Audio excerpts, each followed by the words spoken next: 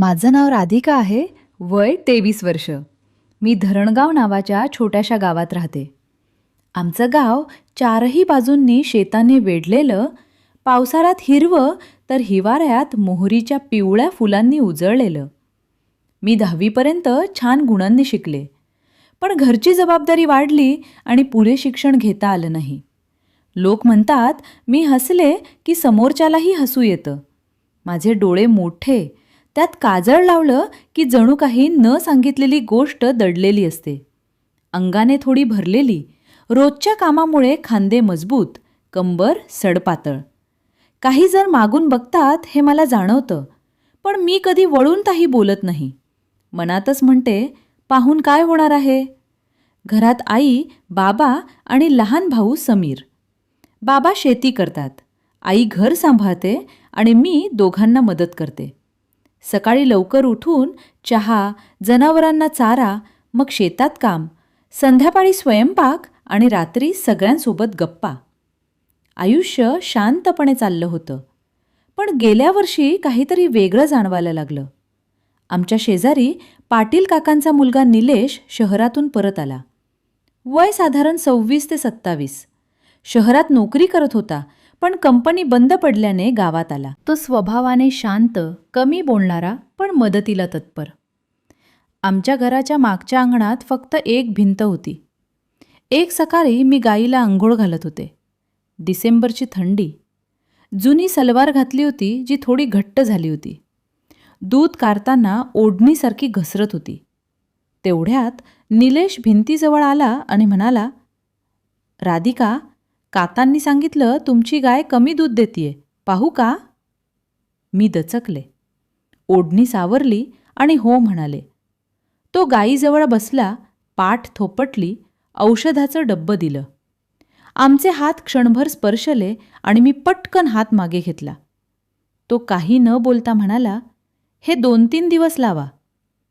त्या दिवसापासून तो कधी जनावरांसाठी, कधी बाबांना मदत करायला येऊ लागला. मी अंगणात असले की तो भिंतीजवळ उभा राहायचा. सुरुवातीला फक्त शेतकामाच्या गप्पा, मग हळूहळू इतर विषय. एकदा मी गच्चीवर कपडे टांगत होते. निळी सलवार घातली होती. वारा सुटला होता. मी वाकून कपडे टांगत होते तेव्हा निलेश त्याच्या गच्चीवर आला. काही क्षण तो बघत राहिला. मग म्हणाला, राधिका, तू खूप मेहनत करतेस. मी हसून उत्तर दिलं, घरात सगळं माझ्यावरच आहे. तो म्हणाला, थोडा आरामही करायला हवा. त्याची नजर क्षणभर माझ्या कंबरेवर थांबली असं मला वाटलं. मनात गोंधळ निर्माण झाला. तो खरंच काळजी करत होता की काही वेगळं? एक संध्याकाळी आई बाजारात, बाबा शेतात, समीर शाळेत. मी स्वयंपाकघरात भाजी चिरत होते.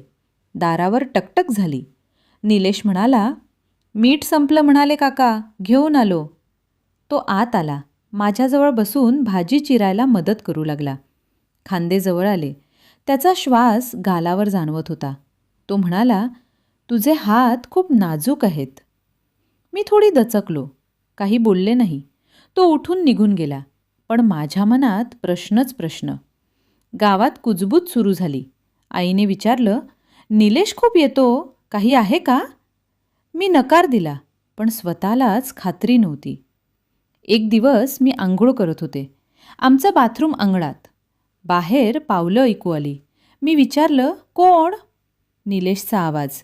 काकांनी सांगितलं माठ भरून ठेवतो. तो थोडा वेळ बाहेर थांबला असं जाणवलं. मी पटकन आंघोळ उरकली. मनात भीती आणि शंका. मग एक दिवस घरात कोणी नव्हतं. तो आला आणि म्हणाला, राधिका, एक सांगू? माझं हृदय जोरात धडधडलं. तो म्हणाला, तू खूप चांगली आहेस. मी तुझ्याबद्दल विचार करतो. मी मागे सरकले.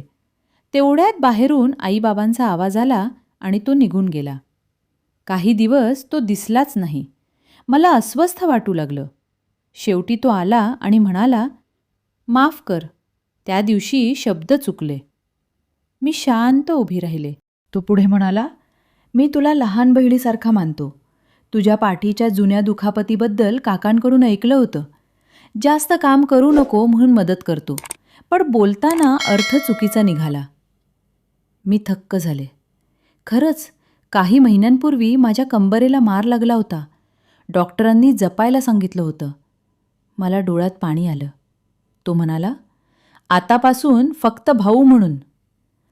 त्या दिवसानंतर सगळं स्पष्ट झालं. तो मदत करायचा, पण अंतर ठेवून. गावातल्या कुजबूज थांबल्या.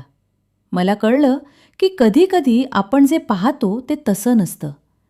गैरसमज पटकन होतात, पण सत्य साधं असतं. निलेशच्या प्रोत्साहनामुळे मी घरची कामं थोडी कमी केली आणि गावातल्या मुलींना संध्याकाळी शिकवायला सुरुवात केली. छोटासा वर्ग सुरू केला आणि त्यात मला माझं नवीन ध्येय सापडलं.